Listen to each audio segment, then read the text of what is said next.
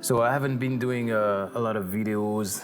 I was busy working on Twice Upon a Time. But at the same time, I learned a lot of new things making this movie, and I wanted to talk about it in this video. Essentially, what we want to talk about today is color grading and how we go from this flat-looking image to the end result that is in the movie, more contrasty, more cinematic, etc., etc. When we look at the shot, we have very moody, very cinematic shot. I'm gonna explain quickly because I already shot some video about that in the past. So we're gonna go to DaVinci YRGB color managed, and then select HDR and click save. Automatically, our footage now is converted into Rec 709. So first, what we're gonna do is white balance. It's really important to nail the white balance, especially if you have to match shot. That will be super important. Otherwise, it's really hard to match shot if the white balance is not proper. So to do the white balance, we're gonna go in Parade. And once we're on Parade, we will see that the different channels are not balanced, basically. So let's go to our temp and tints, sorry. And so I'm gonna push towards the blue a little bit. Back. And looks actually good, but let's see, maybe more green and more blue. Less green. It's a dance, so until you have the proper white balance, basically. There is also an automatic way to do it, but I like to do it myself, basically. Because sometimes the interpretation of the computer is usually really good, but in some scenario like this, I like to do it myself. So just to see what it looks like, so without the balance, it was looking like this. So as you can see, more towards the warm tones like orange, red. And with the white balance, everything is back to something balanced. And let's look at our Instagram. Yeah, everything looks cool. Maybe in the lower section, maybe the blue a little bit. Let's take care of that. Boom.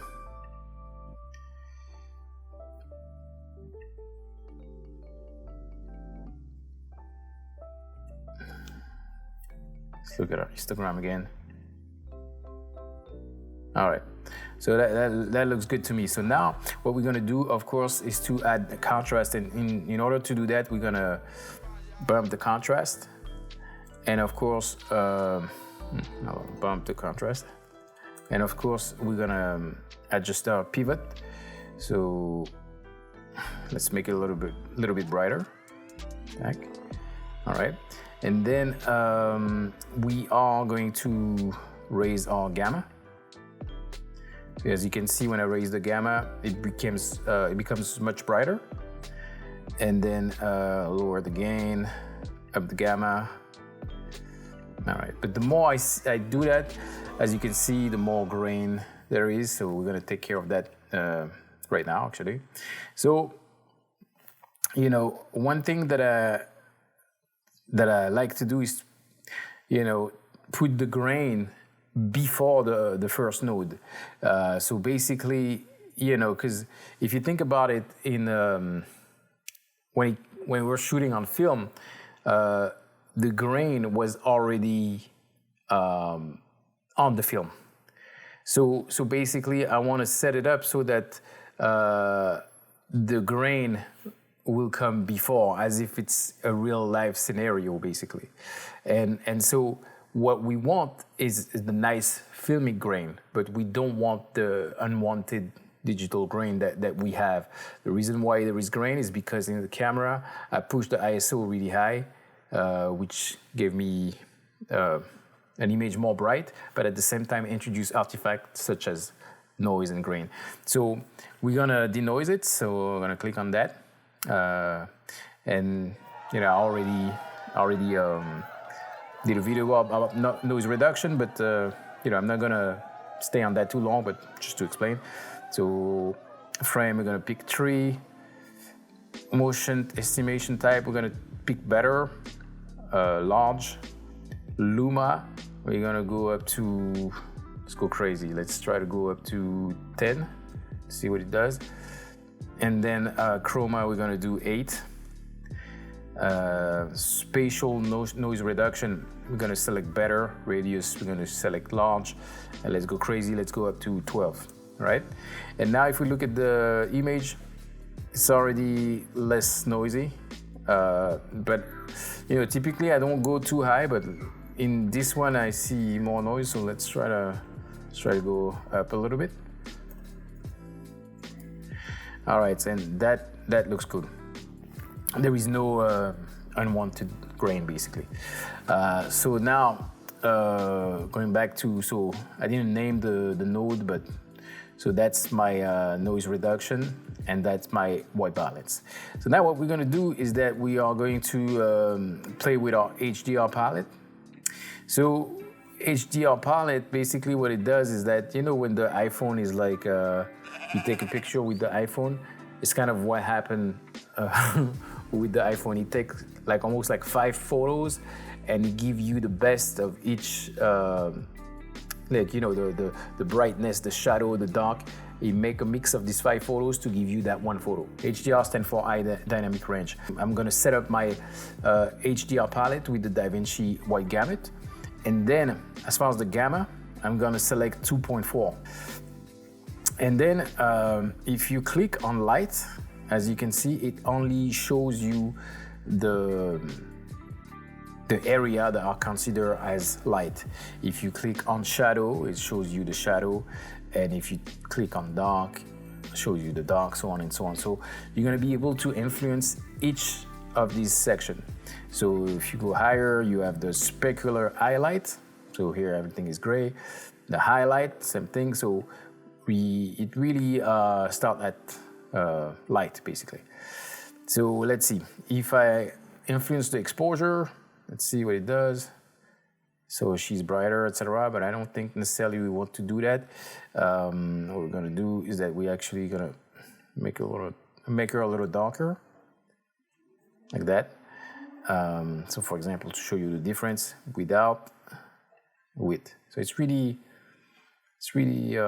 subtle. And then we're gonna go to the shadow, and with the shadow we're gonna go a little darker as well,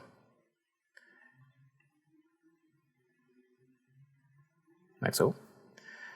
And let's keep on going in the dark element, a little darker but not too much. And in the black, I'm not gonna touch it. So if you want to see what we did, so without, it's much brighter, and with, we brought it back a little darker, basically. So now what we're gonna do next is we're gonna touch our color space transform, right? So going to effects, and we select color space transform, and we're gonna convert our input gamma. So this was shot with a Blackmagic 6K Pro, so it's really important for you to know what camera is used to shoot the film. So, because otherwise it would be hard for you to select what you need to select in color space transform. So basically, so here in input gamma, we're gonna go ahead and select Blackmagic Design Extended Video Generation 5, because that's footage generation 5. Click on that, and in the output gamma, we're gonna select Cineon Film Log. So when I click Cineon Film Log, I come back to a log footage, like completely flat, like we had before. And the reason why I do that is because we're gonna use a LUT, and that LUT works better if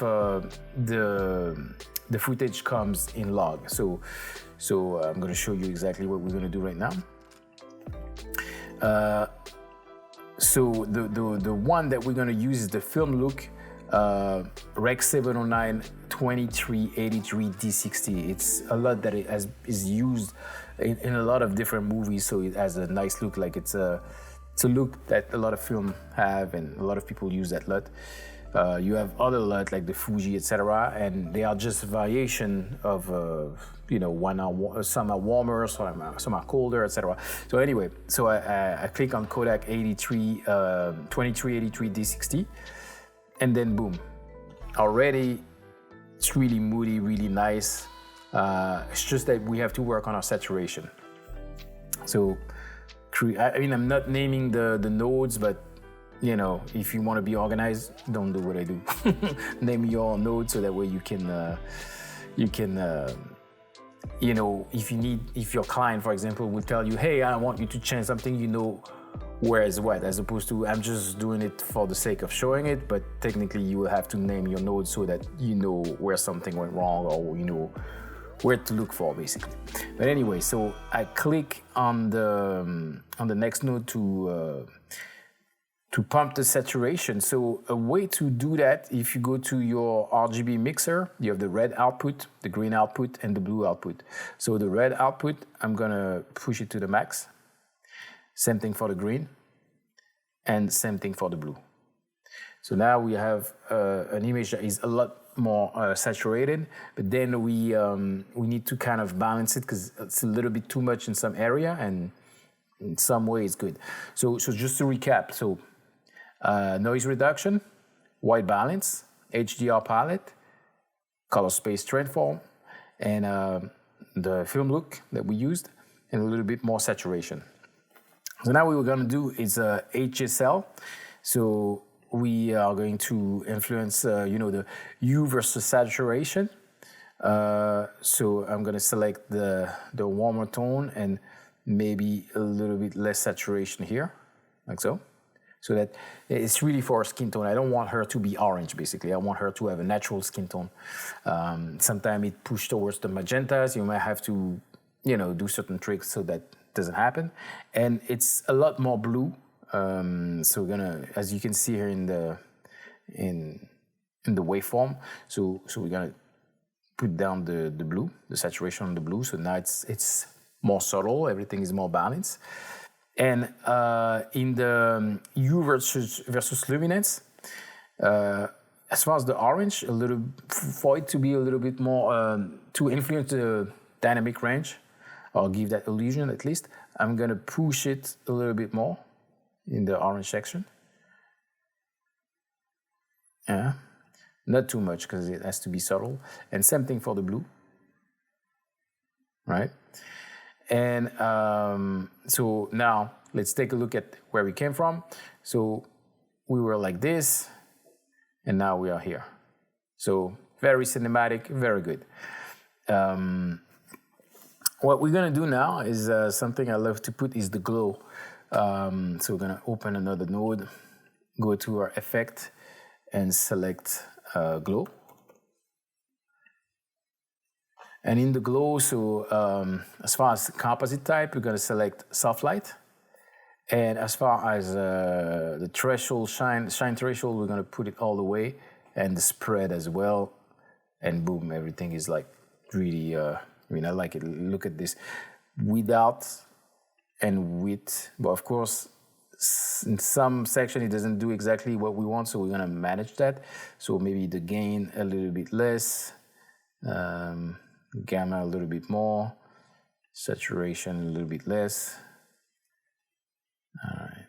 And then you can also manage it into the blend. You can blend it a little more, like so, for example, for us. So without, boom, and with. I like what it's bringing. And another thing that I want to do, but this time before everything, before even the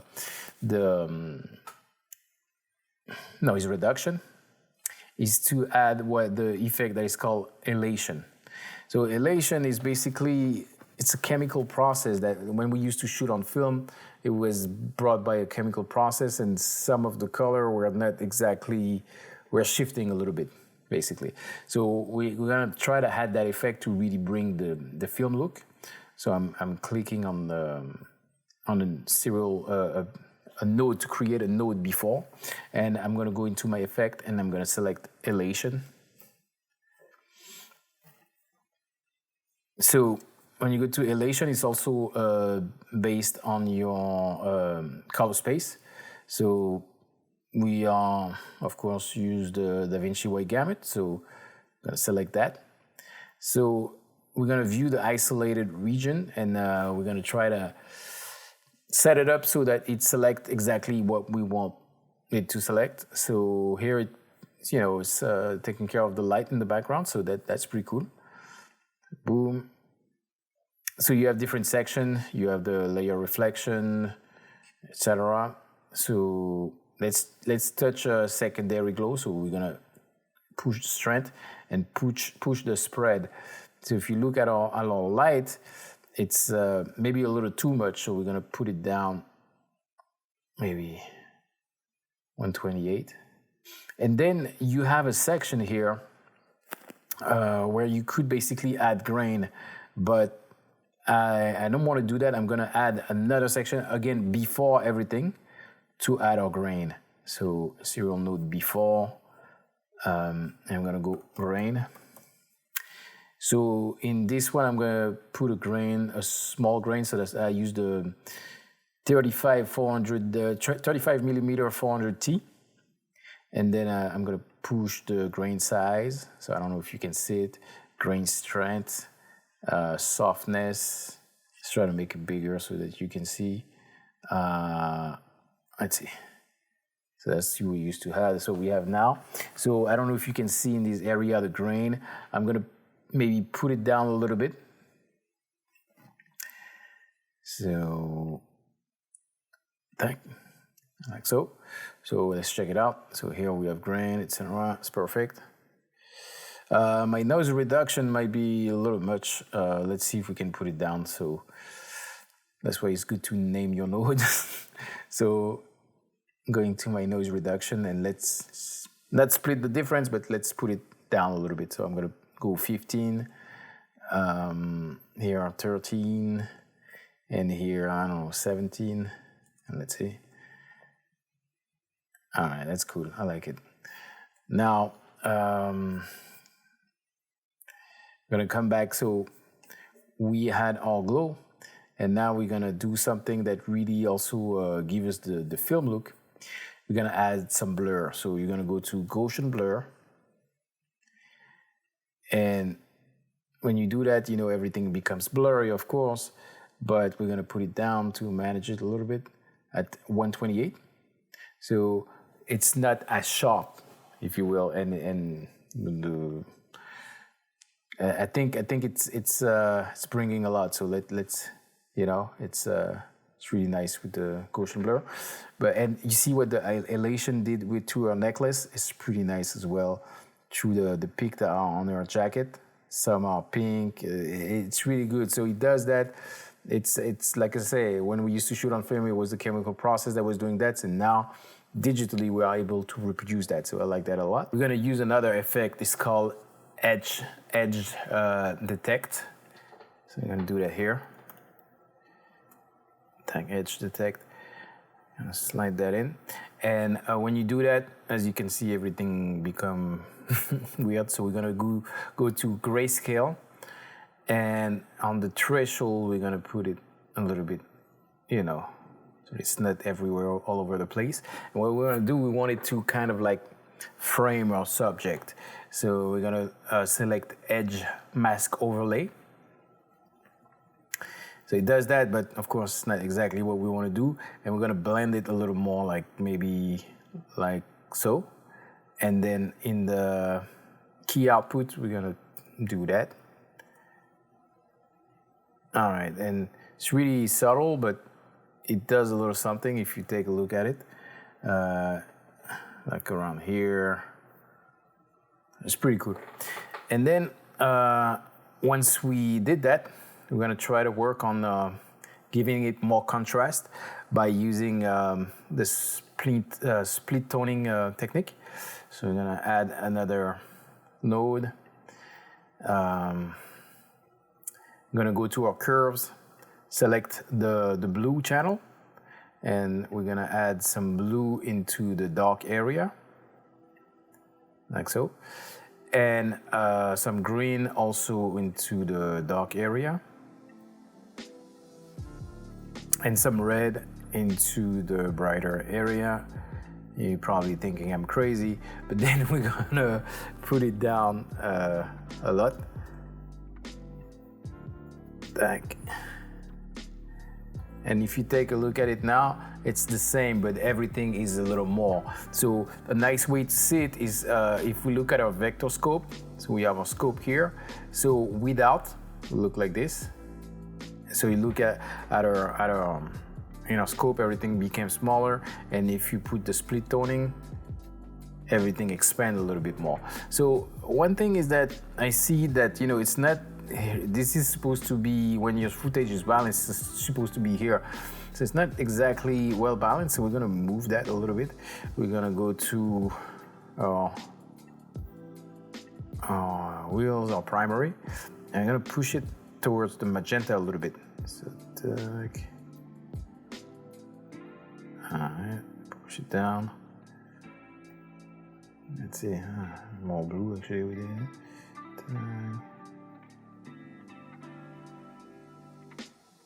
Sorry, it's hard to talk and focus on it at the same time. So, like so what we had before, boom, what we have now.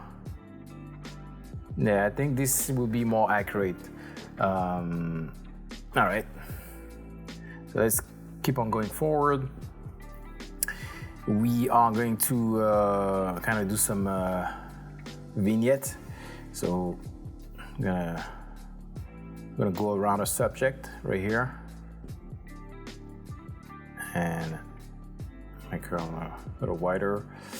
And we're gonna soften, you know, the softness by using soft one. We're gonna go forward like this, like, all right, like that. And what we're gonna do is that we're gonna add an outside node.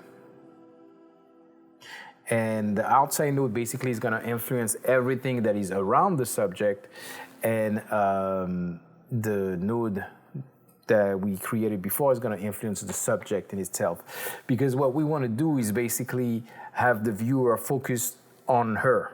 Like, cause this is the star of the shot, this is her. We don't want you to look anywhere else, we want you to look at her.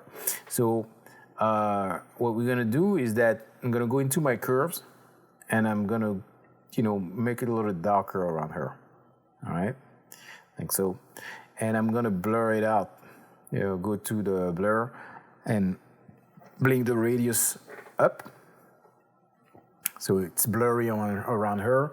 So now she stands out more, basically. And we also gonna lower the saturation, like that, and go into the highlight and put it down. All right, so basically, again, we kind of work around her so that she stands out more. Now let's work on our subject. So we're gonna go back to our curves.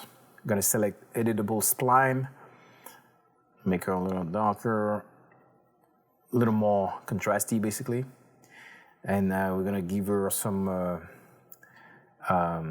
sharpness. So basically, when you do that, when you go to blur and you lower the blur, then you're adding some sharpness, same shit basically. And then we are going to go to, you know, we touch the highlight on the outside node here. We're gonna touch the shadows. We're gonna bring it up. So let's go, I don't know, let's go crazy. Let's go 30. And that brought everything really high. Maybe let's do 20. All right, let's. Yeah, I think that's pretty cool. And then let's take a look at our waveform. Okay, so we're gonna try to make the shot a little more cinematic. So when I say cinematic, is that sometimes at the opposite as what you can have in a commercial type of look. When it's a cinematic look, it doesn't go really high into the exposure. And if you take a look at this, here everything is pretty high basically. So we're gonna go to a primary and bring down the gain. Down the gain around like maybe 896 or maybe right here. And we're gonna do the dense gamma gain. So we're gonna put up the gamma, like maybe maybe a little too much right here. And I'm gonna put down the gain again. All right, so that looks a little more cinematic. So showing you what we had before, much brighter, showing you what we did now. Everything is a little bit more, not as in your face basically. And what we're gonna do as well is the low soft, we're gonna bring it up because we don't want for it to, the black to be crushed. So it has to be a little bit above the 0. And same thing for the high soft, gonna bring it down. Now we're gonna go to our saturation versus saturation, and let's bring everything down. All right, and let's maybe curve it like this, and let's bring it up right here. There, and then in the luma versus saturation, you're gonna look at what's gonna happen to the blacks. When I do that, bring it down. So technically, I mean, yeah, as you can see, it kind of became more, the computer took a little time to react, but it becomes more, the blacks are going up basically, because we took away some of the saturation into the black area. We're gonna do the same thing for the highlight. And now, this is what we have right here. All right, so as we can see, we took away some of the saturation. So we're probably gonna have to go back and pump some more saturation so that she's not flat. So let's basically add a little bit more contrast. So let's go into our curves. I'm gonna go like this.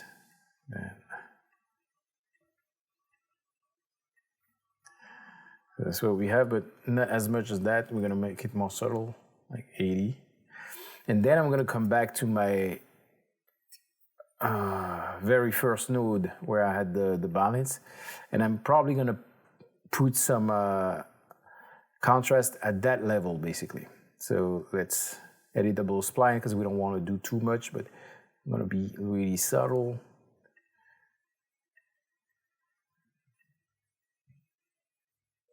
All right, and then as we said, we felt like it was a little bit needed more saturation, so I'm gonna pump it like maybe too much and bring it down. Let's bring it down until we think feels good. Yeah, like that seems cool to me. So let's see if I put it brighter. So that's